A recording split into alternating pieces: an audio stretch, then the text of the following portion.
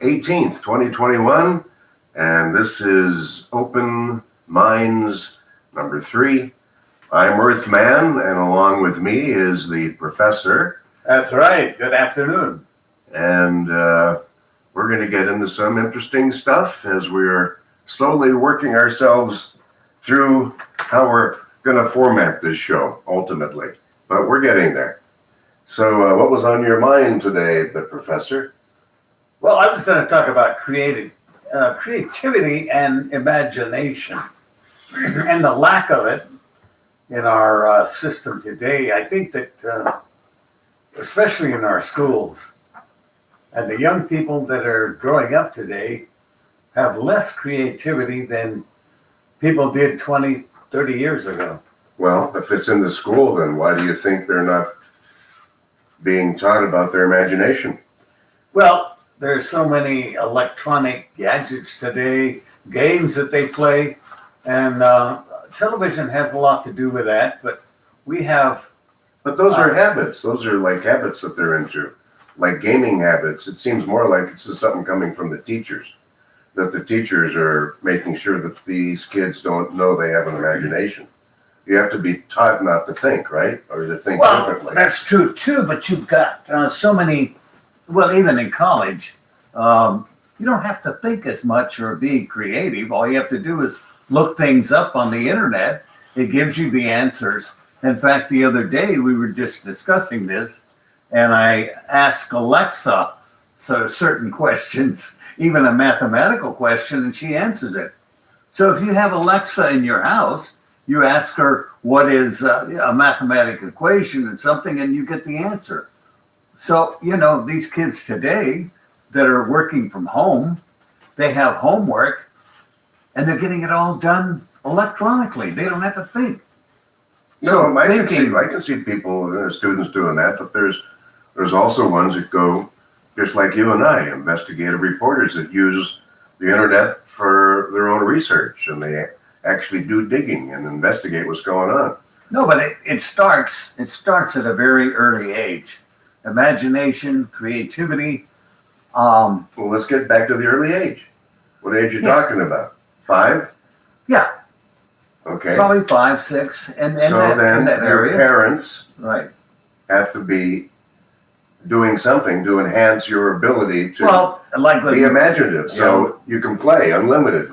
There isn't too much discipline. There's free time out in the backyard and ability to make their own decisions. Go out and keep an eye on them, but let them get into a lot of stuff because that's what develops imagination. Well, just like I used to buy my kids some the latest toys and things like that, and yet I'd get a cardboard box, and they'd have more fun with that. I cut a window in there and everything else, and these kids really played with that. Yeah, cardboard forts. I remember. You get chairs together, and you put a sheet over that. That's a fort. Mm-hmm. We used to go outside. I was living in the desert area, and we'd go out there and dig foxholes and have a war, and got your hands dirty, and guess what? We didn't need a mask back then. And no. we didn't have gloves on, and there was not an antiseptic spray bottle within 3 feet everywhere I went. And I ate dirt. And look, we're lasting a lot longer than most folks. And on top of that, I haven't been getting injected for over 20 years, and I think you just recently figured out that wasn't a good thing to do either. Yeah, so imagination comes from a whole bunch of different sources, but like you said, I think it's initially the parents and what freedoms they allow, and then they get stuck into this educational institution that's sort of it's run amok, and it's allowed everybody the students to think America sucks. Somebody came up with a question: can creativity be created? And I think it can, if you allow that. Just like in the workplace. We have so many people. I think today, a lot of new inventions come from this creativity in the workplace, where there's no fear of coming forward and say, "Hey, I've got a bright idea. Why can't we do it this way?" But most people are so afraid of being put down and say, "Oh, what are you doing? You trying to change the system?" But I That they don't think don't. I don't think you could create yourself into a Mozart. That's a unique talent. No, but you can say it's okay. I'm looking for suggestions. Anybody, and you can create a group and say, "All right, we're going to have this group once a month, and we're going to meet, and I want to see your suggestions about this item, this item, this." How You're can we trying to do create this a better? discussion on certain topics, Right. so that can Open. create some form of creativity. So lack of the fear of being put down because of your stupid ideas. There's no such thing as a stupid idea. It's just like anything else. As a writer, I know that. Okay, so what do you see currently now that is stifling imagination? The electronic age. Well, I think having technology. an electronic device just sitting here, Right. it isn't affecting me. It's how I allow it to input its information to me. Well, it can be beneficial or it can be detrimental. Right. Either So way. you keep bringing up the electronic devices. Get beyond that. What's detrimental? It's not the device. It's the programming and the intent behind it. Well, one gentleman said one time, he said, our problems today are caused by the way we process reality. Now think about that. There's so much fear connected with that. Nobody's processing reality. No. The propaganda news outfits are trying to create this reality for us, this false, everybody at each other's throat, this civil war, this mask, this what do you call it? Lack of able to discuss what's going on. So this is being forced on us, and it's coming through the electronic devices. I thought maybe you're going to go to the point where, yeah, everybody's zooming down to a 2x2 inch screen and losing their peripheral vision. But, and I guess you could take that everything smart is really bad for us right now, No, especially the smartphone. I've got, What about Alexa? See, we're giving it back to her. all right. You used her as a bad reason why people and kids don't have an imagination. And what do you do every night? You use her all the time because it's convenient and you're being lazy. And that all goes in a direction it doesn't develop. I use it as an Imagination. alarm clock, and it's very handy. I say, Alexa, wake me up at 9 a.m. or 6 a.m. or Well, whatever. if that's I the want only to do. reason, you should shut her down because she's listening to everything you do.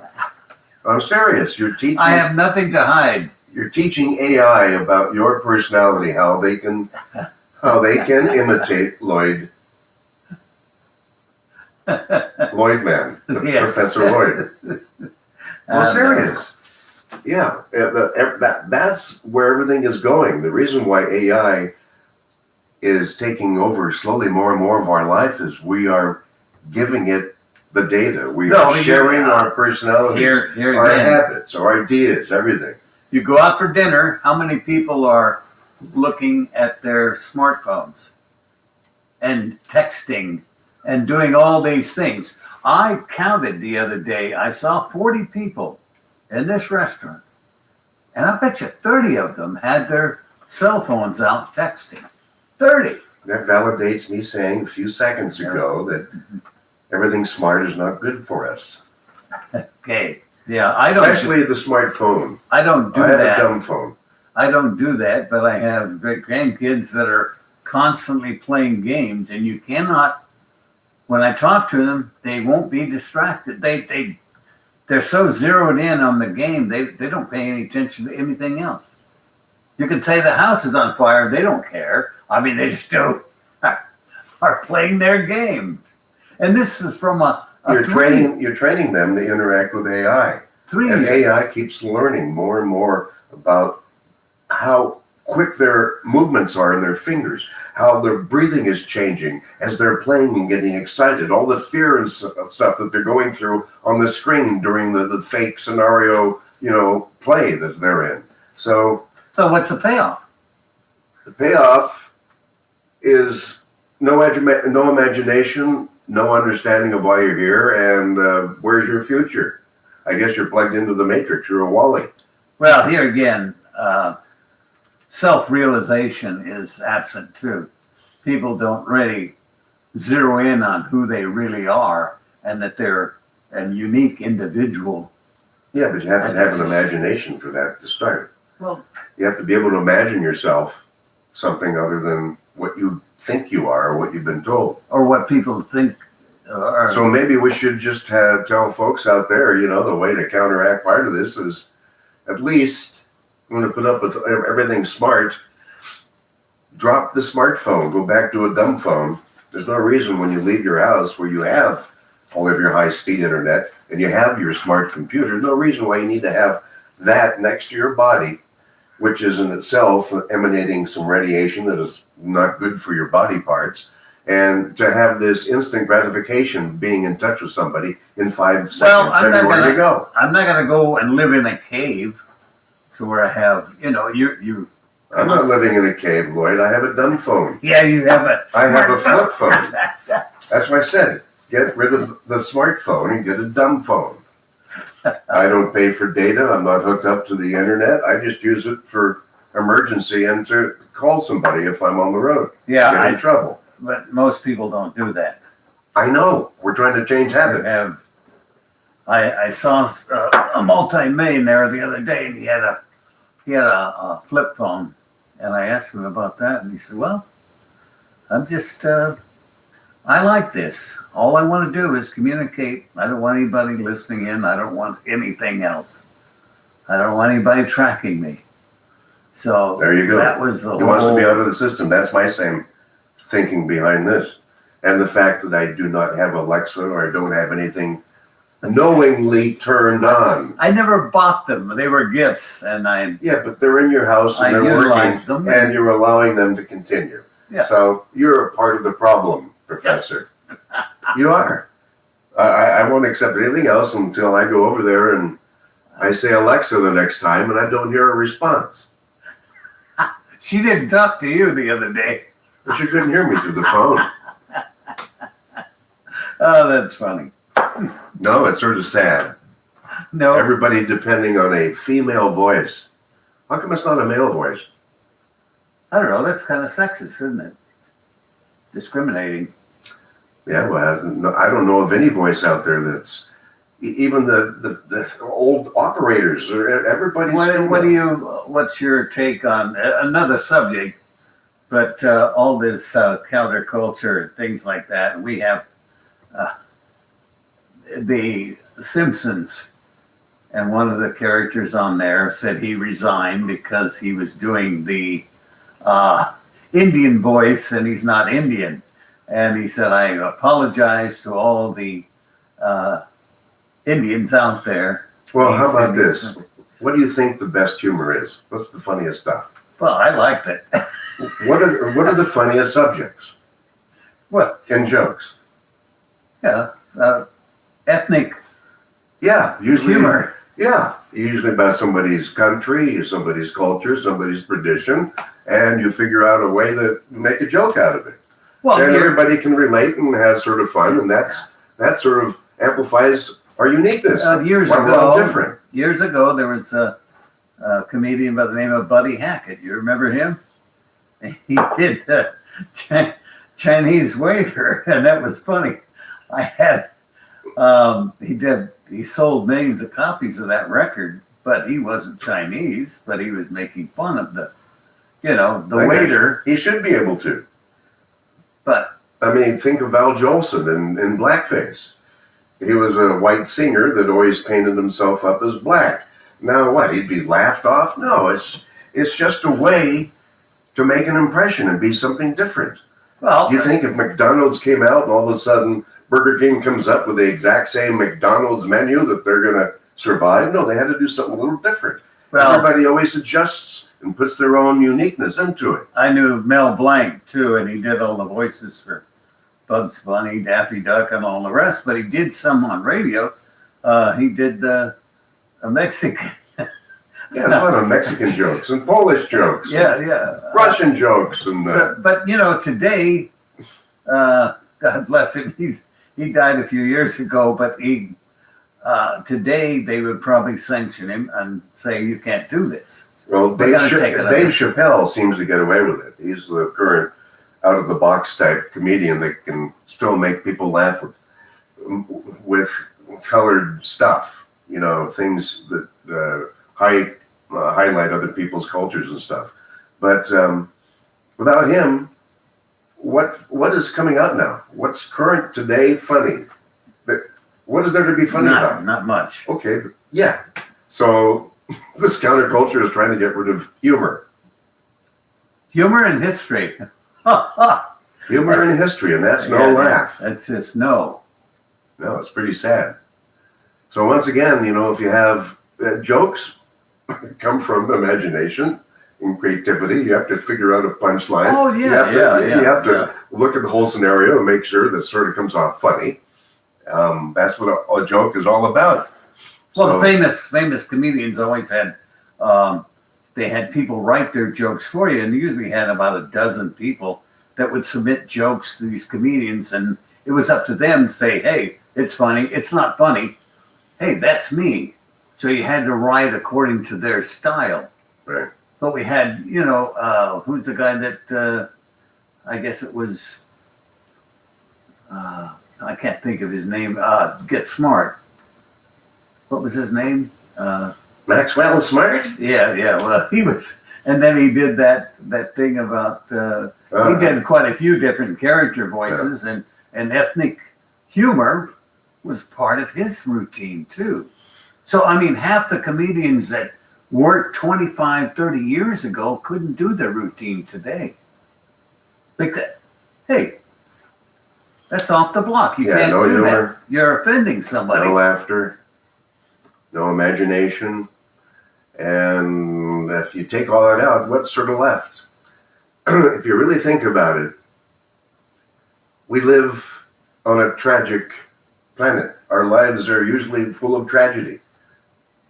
Yeah. People die, people get sick, things are just completely unjustifiable in your mind. But that's what life is, it's tragic. But and I when you haven't. don't have a tragedy, life is amazingly good. Right. But you have to have the both sides of it. So right now, all they want is tragedy, Yeah, but I don't know how the more foreign tragedy. countries, their comedians, portray us. Does China have portray the Anglo-Saxons the way we portray them, or They don't have India? any freedom of speech. No, you have to. No, we'd have to think of other countries that have freedom of speech, like Australia, maybe. But that's slowly being taken away. Look at the visual. A mask. What's the visual? Loss of free speech. Yeah, I mean, what else can you come away with? I cannot hear half of the people. It's too muffled. And when people are wearing the mask, they never look you in the eyes. That's they're right. like they're intimidated. They're humiliated. well, in some news organizations, they take off the mask when they're reporting something, but a lot of them don't, and it is very difficult. They cannot pronounce the words properly, and you hear them when they're muffled like that. So I think that would be a great thing for people that have a little bit of courage and are understanding what's going on to just, stand up as much as you can against putting the mask on. Well, and there's been controversy on that too, because Dr. Fauci one time says, "Don't wear the mask; it's very dangerous." Yeah, Now you can't trust he's him. back to saying, Right. "Well, you got to wear it all the time." And You can't trust what comes out of his mouth. but we won't. This won't stop if we don't do something about it, because we'll go on year after year So? after year because they say, What can you do? You have to stop wearing the mask. You have to start getting in the face of any business that won't allow you in there. You have to sort of get verbal. but this administration wants to demand that every state Well, of course. mandate. So we have to uprise with a little bit more fervor. Yeah. If Trump was still in place, I don't think this would be ramping up anywhere like this. Well, So, DeSantis, It's not going away, folks. Yeah. Realize the mask is not going away.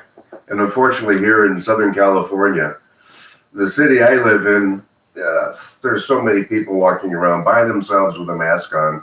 All I see is a little idiot sign come across their forehead. It's just unbelievable. No, but where I live, they're actually exercising outside walking their dog with a mask, Yeah, and it they're makes by no sense. themselves. Makes no sense, people. Stop No, wearing a mask when you're by yourself. it's So not healthy. I know. Well, what do you think? There's a little bit of our tidbits today on what came out of our head. Started off with imagination now, and is ending with a lack of creativity. Yeah. The final. So until next week, folks, this is Mr. Earthman And the professor. saying have a wonderful week and stay away from the mask.